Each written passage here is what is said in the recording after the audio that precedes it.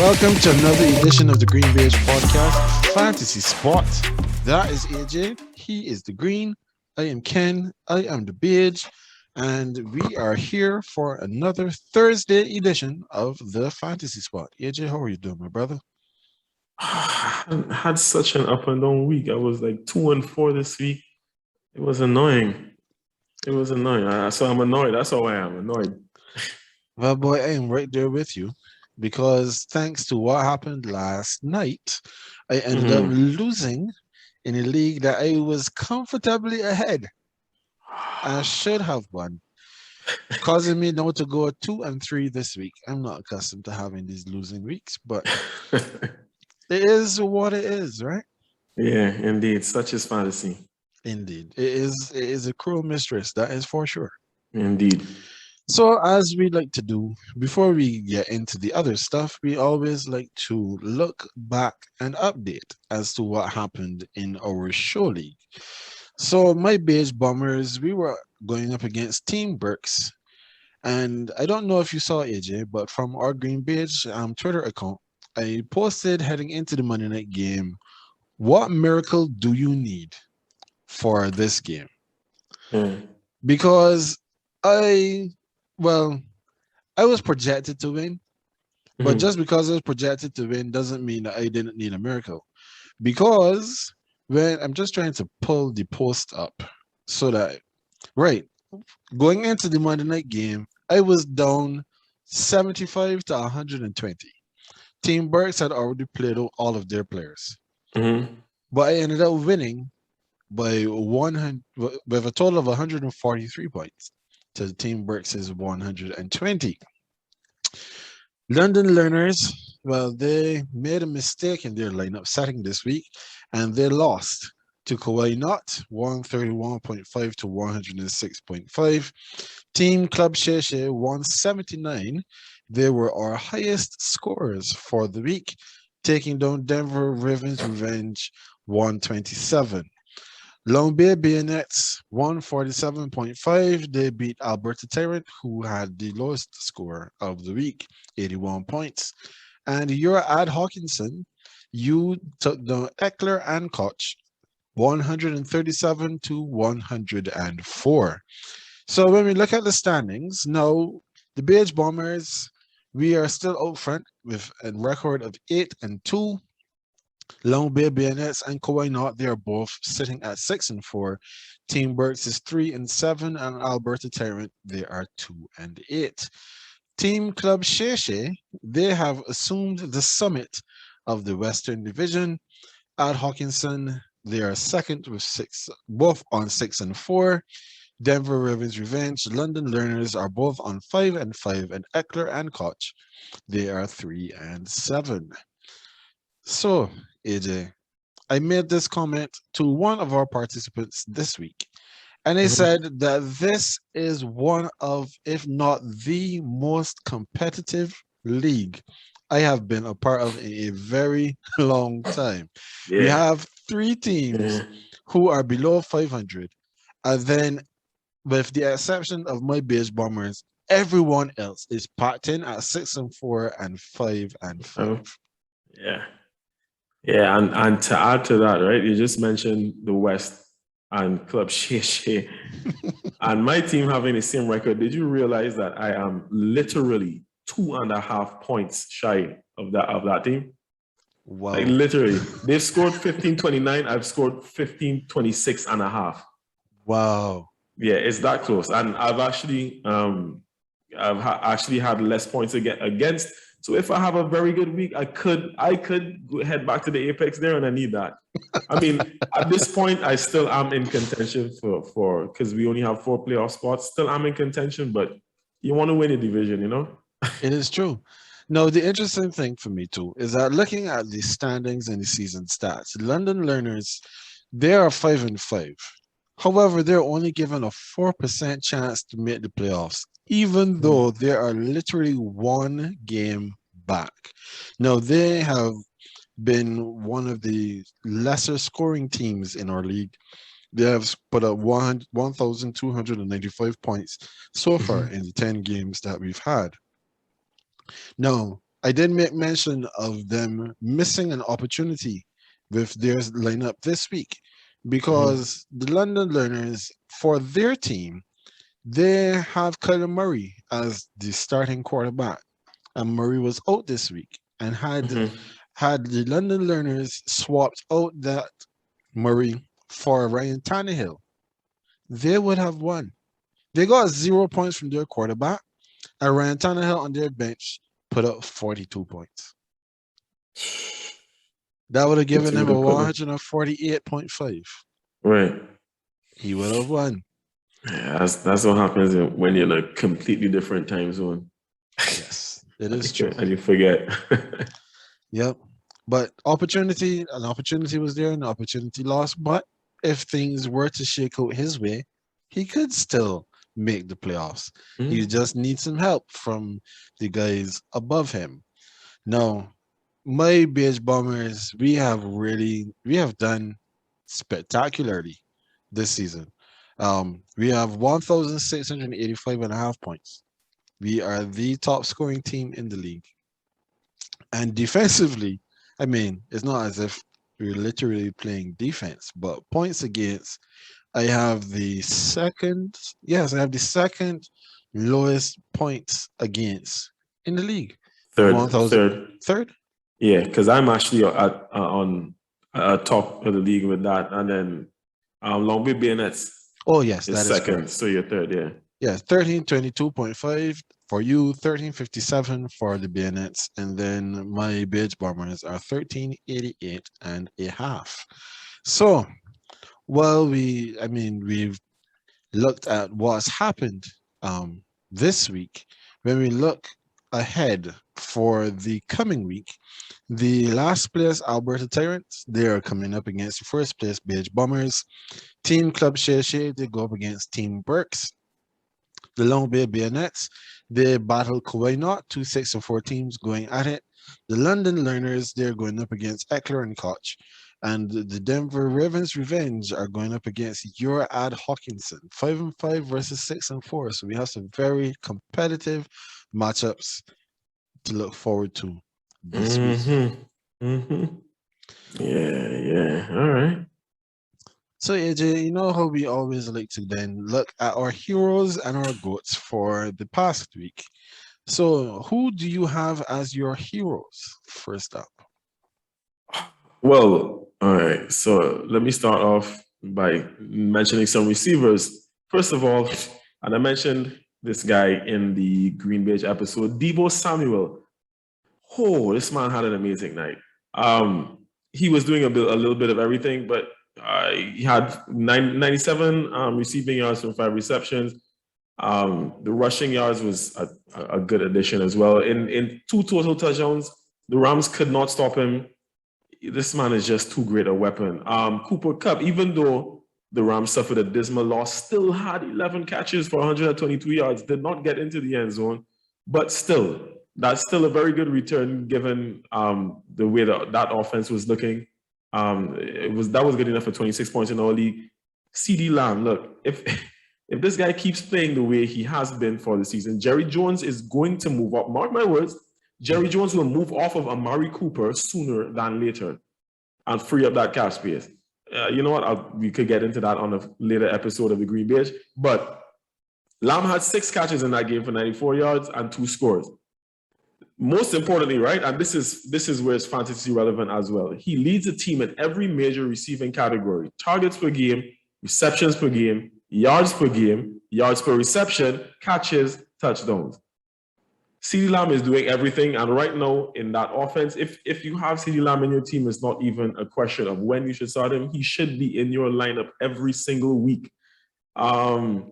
Yes, some other mentionables for the owners of Patrick Mahomes. For everyone who decided to draft Patrick Mahomes in the first round of drafts and completely mess up draft orders going into the season, I know this is the kind of game that they've all been waiting on, right? It's true.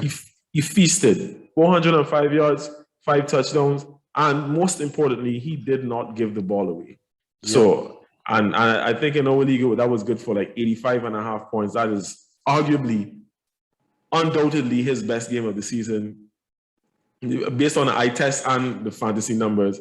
And I have to give some props, finally, to my guy on my team, Hunter Henry. Again, this man had his first 2-score game since week 6 of 2019. Wow. It was his, and that game in 2019 was his second game back after he missed the entire 2018 season due to an injury, and then he missed weeks 2 through 5 in week 19. He played week 1, missed 2 through 5, then played week 6 and had 2 touchdowns. First time since that time he scored twice in a game, right? And you mentioned Club Shea being the highest scorers in our league this week. I have to give a shout out to Club Shea for having Debo Samuel, Patrick Mahomes, and Hunter Henry to carry him to a victory this week. Because if you look at the man's other players, the other scores look like binary digits. It was these 3 men alone that carried Club Shea to that and put him ahead of me in points. So you know what? Well played, Hassani. Well played. Yeah, I seem to feel very good about that shout out because I mean, as you said, when you look at what he was able to accomplish this week, that was incredible. No, he also did have the punter from Miami, Matt Pollardy, who has 16 points because he kicked 8 punts. So that is fantastic. When you get those kind of numbers from a punter, that is always a benefit. No, Dearness Johnson, he is one that came in very handy for me because for those who were paying attention, as we always like to let you know, we record this on Tuesday, you see it on Thursday. So by that time, players most of the time have not started their practices. They've not really gone through anything. We don't necessarily know who is going to play because injuries do pop up as the week goes on. And one of those injuries caught my team unawares. Alvin Kamara was out. He was not practicing all week, and then all of a sudden he was out. And that forced me then to have to insert Dearness Johnson because we also had an injury to Nick Chubb. So Dearness Johnson was again the feature back for the Cleveland Browns, and he gave me 23.5 points. He had 99 yards on the ground, and then he also had 55 yards receiving on 7 receptions. So Dearness Johnson definitely is a hero because he saved my bacon. If I did not have him, I would have lost because his 23.5 points, I won by 23 points. So Wow. yeah. Somebody else that also needs to get some love, Devontae Smith, the rookie wide receiver with the Philadelphia Eagles. He put up 22 points this week for the London Learners. He had 4 receptions, 66 yards, 2 touchdowns.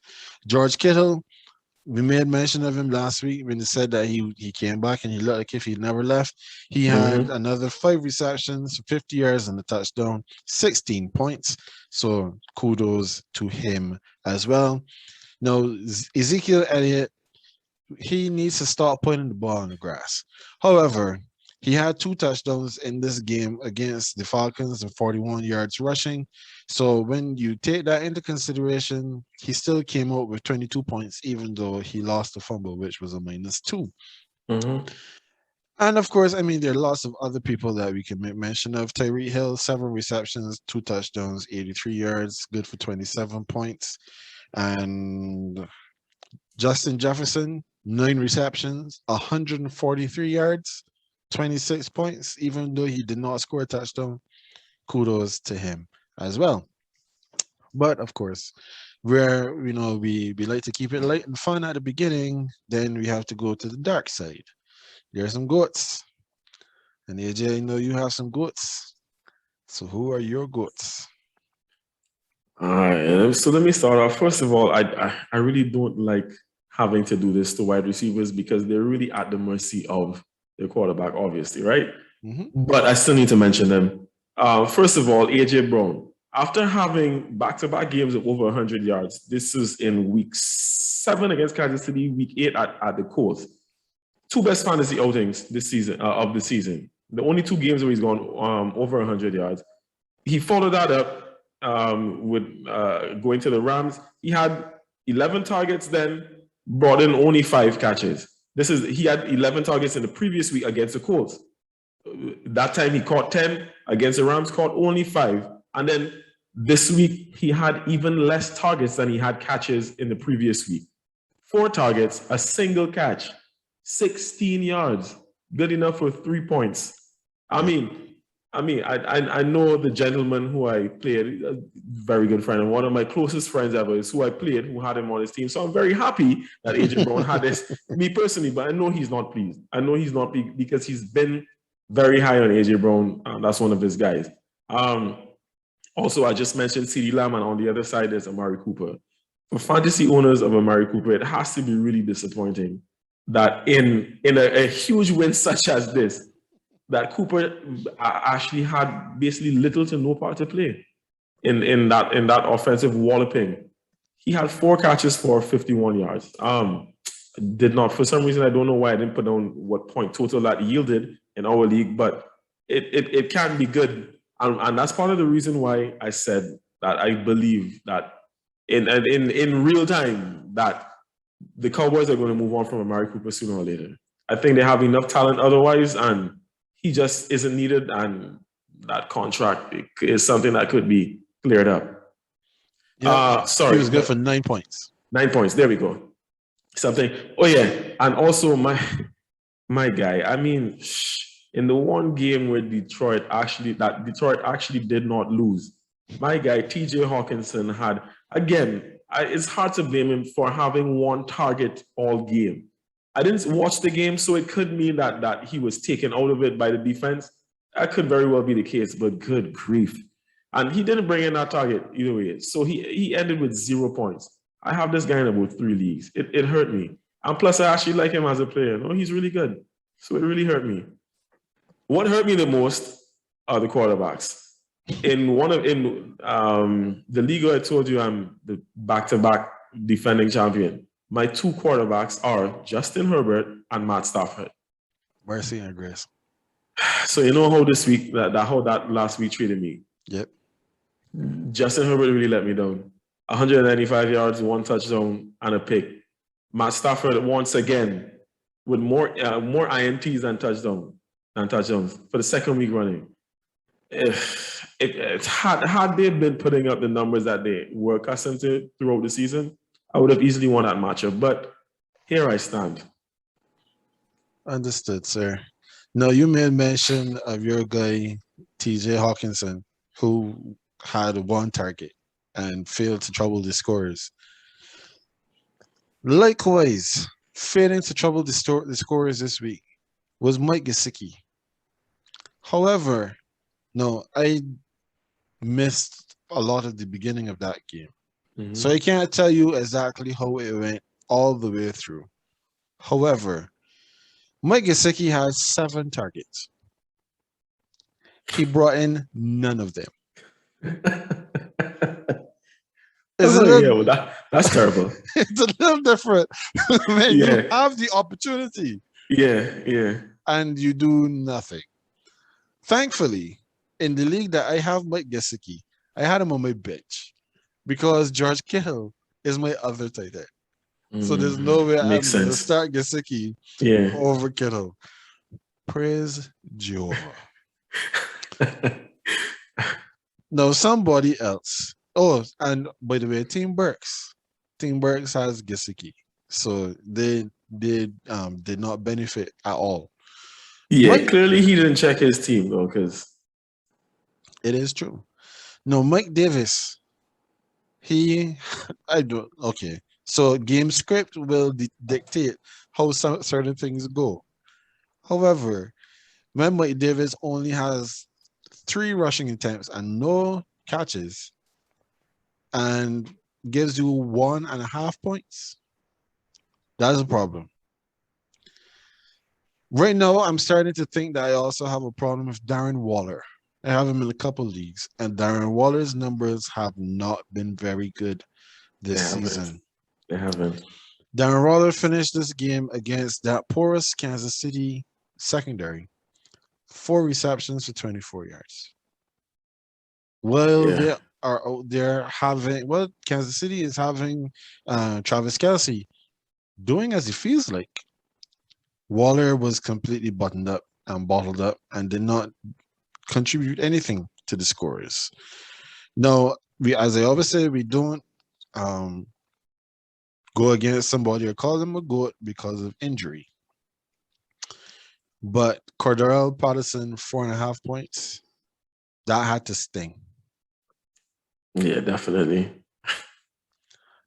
Darrell Henderson Jr., thankfully, well, actually, not thankfully, because there is a league that I have both him and um what's his name? Matt Stafford as my running back one and QB. And I was in prime position to win that matchup last night. My opponent was at a 20% probability to win that matchup. Mhm. And I ended up losing because of the putrid performance of Matthew Stafford. And then obviously being down as much as they were, there's no way that Darrell Henderson would be able to rush the ball. And I also had Matt Gay, who he was a victim of circumstance. They chasing the game and decided not to take the field goals, and I lost. I mean, there are lots of people that we could continue to make mention of, Yeah. but Yeah. there's one person that I like to remind the folks how he did every week because he's already burnt me once this season. That's Mr. Mike Williams. 4 receptions on 6 targets, 33 yards, 7 points. I'm just at this point, AJ, I just keep saying nobody wants to trade me for him. So I think I'm just going to have to drop him. I'm just going to have to cut him. That's a shame. Yeah, I think so. Now, one of the things that we have not really talked about much, but it's something that I do quite often, and I'm sure that you do it too. And most experienced fantasy players will have to do it a number of times a season. And that is sometimes you have to go against the projections and make a decision as to who you are going to start versus another player. So, AJ, when you are looking at that and sometimes making that call, what goes into that decision making process for you? Yeah, so like you said, it's just, I guess, based on the matchup, looking at the defense that this offensive player is going up against and how they have done against players in the position. I mean, like, for example, if I'm generally, if I have a running back who's going to face the Saints, I'll sit them. I'll say, and especially if I know that he is not a running back who's going to see many targets in the game, he more than likely be sat, right? So it's just things like that. Any receiver who possibly is going up against Jalen Ramsey, most likely will, is not a very good start for that week. And I'm just pulling blank references here off the top of my head, but yeah. So it's just basically looking at the matchup and knowing how the defense does. On the flip side to that, remember there was I told you it was either last week or the week before. When I told you I dropped Damian Harris because he wasn't performing, but then brought him back because I saw that we were playing the Chargers. And that worked out because the Chargers can't stop the run. Mm-hmm. And I think Harris went for over 100 yards that game. I can't remember the fantasy total. Won't be able to look it up now, but I brought him back specifically for that. So like, yeah, it really comes down to the matchup, knowing that the defense that this player is going to be going up against, and trying to just make the best determination.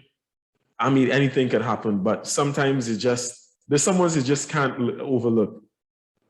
It is true. Now, one of the things that I also take into consideration when I am making that determination, matchup is key because it doesn't make sense starting a regular, not like elite running back against the Saints, for example, as you said. But one of the things they also do try to consider is what I try to predict what the game flow is going to be. So going up against the Chiefs, know that the Chiefs have just hung 41 points on the Raiders. You would think then that you might probably need to start you can start the quarterback and the wide receivers against the Chiefs, because if they're going to be scoring points in bunches and they're going to be getting up early, chances are the running back on that team may not necessarily get as much work as you'd like. Sure. And as you made mention, if they're not getting targets, dual threat running backs are fantasy gold. If they aren't seeing the targets, then you probably aren't going to be very successful with that particular player that you put in. And also, when I'm now thinking of like punters and kickers, punters more so, I try to find the punter on a bad team, either on a bad team or whose team has a really bad matchup that week. Because again, if you have the Houston Texans punter, you're probably sitting on a gold mine, because his foot is probably getting iced and massaged every game with the amount of work that he's putting in. Likewise with the Jets. No, I mean, there are some times though that you get the unfortunate circumstance, like some of our folks have done this fantasy season, where the team doesn't punt at all. And obviously, if your punter does not do any work, he does not make any points. It's not like if he doesn't get paid, he gets paid, but you don't get you don't make Nothing's at rest. correct. Nothing's at rest. There is nothing for you this week. All right, AJ. So now let's look at the injury report. I know you have some injury news for us. So as we go through them, if any names pop to mind, then we'll also make some suggestions as who you can grab this week. Yeah, so let's start with the Thursday night game. And you mentioned Cordell Patterson and the injury. He's still dealing with an ankle injury. He was limited on Tuesday, but as you alluded to earlier, Tuesday is not usually like a full practice. So there is a possibility that he may still play. But given that it's a Thursday game, you should be looking to make alternate plans at this point.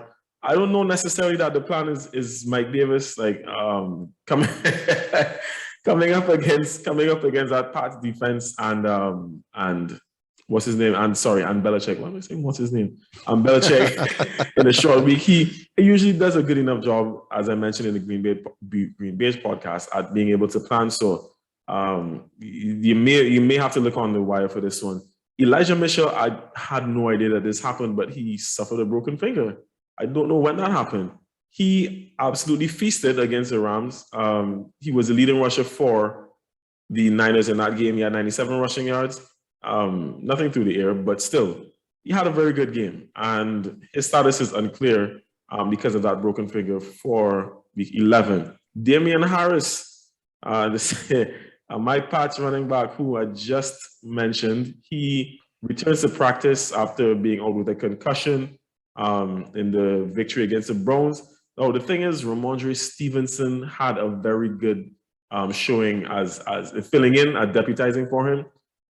I feel like it could be at the point now, especially in a short week, and with Harris coming back from a concussion, where Bill could use more of a tandem and give Stevenson a bigger workload because of what he was able to do on the weekend. So that means obviously less work for Damian Harris, but I think his numbers still warrant enough of flex consideration, and he more than likely will be the red zone back, I believe.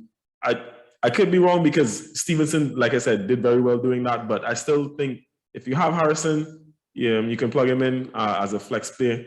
Also, this is just for the sake of mentioning, but Big Ben could play. Big Ben could play in week 11, but I don't see why, unless you are in absolutely dire need, you have to be in a 3-quarterback league to be starting Ben Roethlisberger at this point. So we have OBJ. Obviously things didn't go as they would have been expected to in week 1. I think I think that even though he didn't have much of an impact, people were possibly expecting to do a little bit more. But based on the gameplay, the Rams had to revert to what they knew, and that sadly that did not involve OBJ at that point. I still am going to pump the brakes. I picked him up in one league just because, right? It's kind of more of a stash. I didn't play him as yet. I just want to see how this experiment goes, especially now that Bobby Trees is down. I think it's more important to gauge him before plugging him into your lineup. Chris Carson. Sorry. No, I was going to say I definitely agree with regards to Odell Beckham because Odell Beckham, the best of Odell Beckham, will be spectacular for your team, but he now needs to get himself ingratiated with that offense, and they now have to figure out how they're going to use him because Odell Beckham is not going to give you the Robert Woods level of production. He's not going to be the physical receiver who's blocking downfield, nor is he really going to be doing too many of these jet sweeps. So chances are Odell Beckham may be at best a wide receiver 3 for the rest of this season. Correct. And I mean, we should wait also to see if the rumors of him possibly being used as a punt returner will be true, because obviously I'll add some extra points. We'll see how that goes down the line. Chris Carson, the prodigal son. Apparently the Seahawks are going to revisit his status. There's no real update or timeline, but like I said, they will revisit Chris Carson this week. I even if Carson is back, I don't know that I trust Chris Carson to automatically put him back into my lineup. And another player who could seemingly be back is Saquon Barkley. I'm not going to speak too much on Saquon because I have him in one league and I'm not really convinced either. Saquon is going down every other week, and I need to see some level of production, back-to-back weeks before I make him a sure start once again. Your guy, Mike Williams, is dealing with some knee injury, some knee swelling.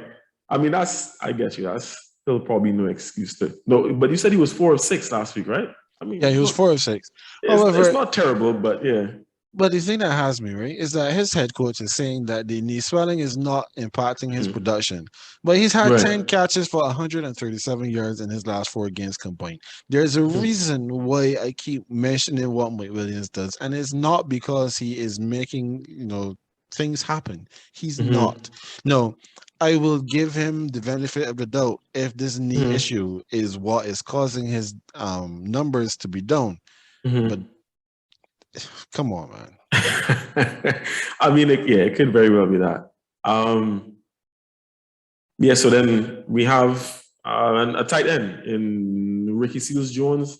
At this point, his hip injury is seen as day-to-day. Logan Thomas still seems like he may be out. So if Seals is back, I guess it could be a plug for this week if a tight end is needed. I don't have that much faith in him. I'll be very honest. If Ricky Seals would be a very desperate play. Let me put it that way. I agree. I had to pick him up once to try to time me over, and I think we only got 3 receptions that game. It's a little, if you're not named Terry McLaurin and you're not near Antonio Gibson, it's probably a bit of a risk playing anybody from that offense. Because I even picked up J.D. McKissick in drafts in a couple of leagues, thinking that because he was either the highest or the second highest pass catching back from 2020, hasn't translated to 2021. It is abysmal this year. But continuing, we have, if Colt McCoy, it seems like he may be back on the center for Arizona. He was dealing with a pec strain, but reports are that he should be healthy enough to play in week 11. My guy, Baker Mayfield, again, dealing with injuries. He's considered day-to-day. Once again, Baker Mayfield, as much as I like dude, he warrants no fantasy consideration at this point unless you are in a 2-quarterback league and are in desperate need. In that case, you usually find that people are hoarding quarterbacks.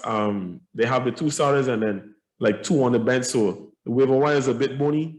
So if that's the case and you have nothing else to work with, then I guess you could go with Baker. Their matchup this week is against who? You said the Lions, right? Let me confirm. Yes, they're against the Lions. There you go. It should be a favorable matchup. I mean, he may have one of his better games this week. You mentioned in the last segment, the gameplay. We know that this is a running team, but the Lions have been keeping some close games recently. Look what just happened with the Steelers, a game that they possibly should have won, but I digress. So yeah, it may be that Baker may have to throw a bit more. He may be efficient enough to give you like QB2 numbers. CeeDee Lamb, I mentioned CeeDee Lamb as one of my heroes for this week, but he seems to be dealing with, as is reported, a Charlie horse injury that kept nagging. Again, the Cowboys play on Sunday, so this is just something that you have to monitor. Clyde Edwards-Helaire, he's being reported as having a pretty good chance to play against the Cowboys. I, for one, am shocked, but generally, I'm not convinced as yet that he is someone to put back into your lineup with immediate effect. The Chiefs started using this running back committee, because even Darrell Williams, I had to drop him because I realized that what's this other guy's name? Gore. Can't remember his first name. Gore was getting a lot more touches of the ball, so Darrell Williams' production had dipped a bit. So I don't know if Clyde Edwards-Helaire, coming off of a knee injury, is going to assume that number one spot immediately. So just monitor this. But the thing is, though, with regards to Clyde Edwards-Helaire, there's only one league I have him in, which just happens to be that throwaway league. And as soon as he's healthy, as soon as I know he's playing, he's right back in my starting lineup, because he can't do any worse. He can't do any worse. I understand that situation. I understand it. It's because in my league, I don't know if you realize, but in my league, I have been just chopping and changing every single week. I'm not playing for wins anymore, so I just kind of been picking up who's available and just rolling with the punches. So Tua has been announced as the Dolphins' Week 11 starter. I don't know what consideration Tua gets at this point with regards to being a fantasy starter. Cole Beasley, he's actually been having a quietly decent season. Even fantasy-wise, I think in the last couple of weeks has dipped a bit. He's dealing with a rib injury, something to monitor. Aaron Jones. I've been bemoaning Aaron Jones' point totals for the season so far, and he was injured in the last game against the Seahawks, and now the MRIs have revealed that it's an MCL sprain and he's out for at least a couple of weeks. This puts me in a bad position. That sounds really bad. You know what? I wish the guy all the best in his recovery. MCL injuries are never something easy to come back from, even though it says mild, but yeah, it put me in a really bad place though. And yeah, that is basically the roundup of fantasy related injuries going into week 11. Of course. So this week, there are only two teams that are on buys. That is the Denver Broncos and the Los Angeles Rams. The Broncos, they being on a buy probably doesn't impact too many people or too many teams very much.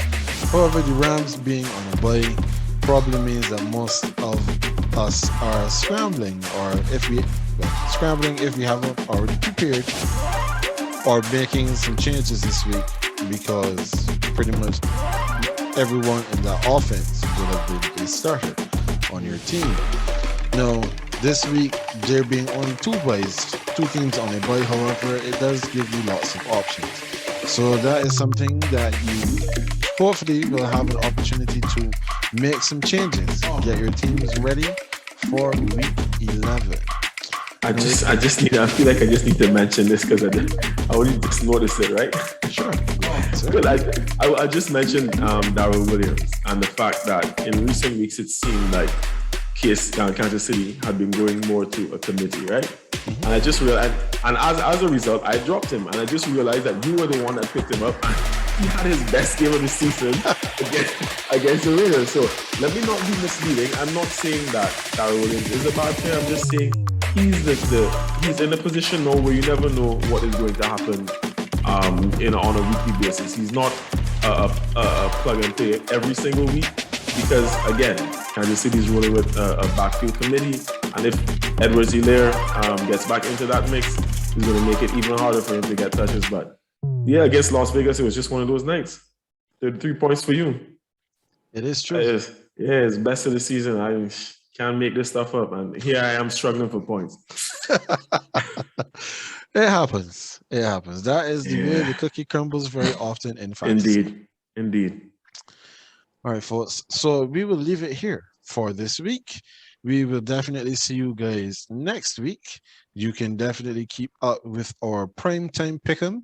That is every Thursday afternoon. We make our picks. We give you our videos and let you make your picks as well for the winners of the Thursday night, Sunday night, and Monday night games. We are also looking towards having much more content for you as the season continues.